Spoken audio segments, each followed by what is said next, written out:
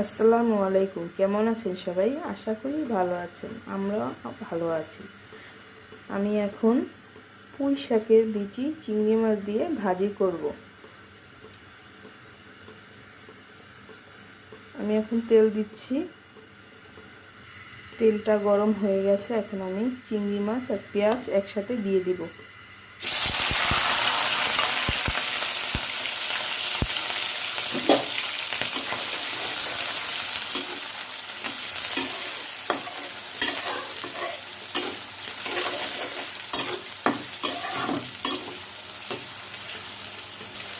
স্বাদ মতো লবণ দিয়ে দিচ্ছি।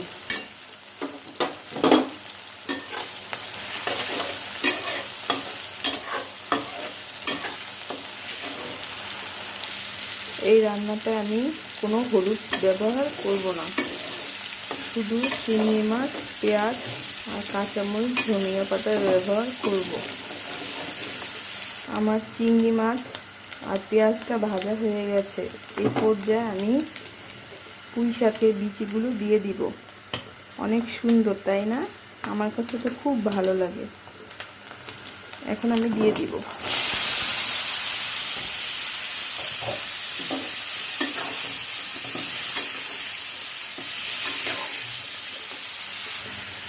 কালারটা মাশাআল্লাহ অনেক সুন্দর আসছে।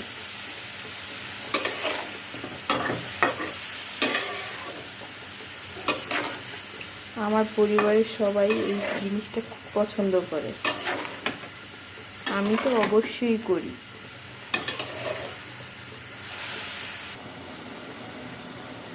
আমি এখন কাঁচামরিচগুলো দিয়ে দিব।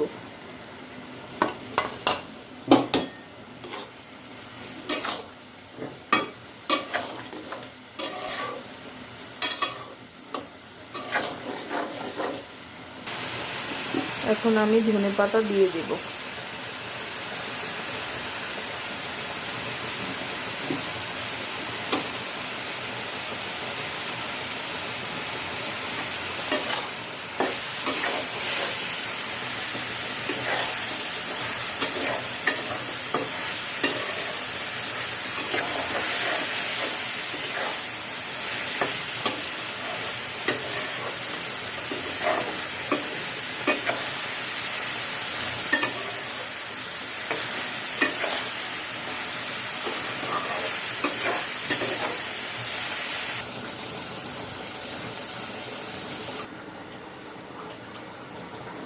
দেখেন মাশাআল্লাহ অনেক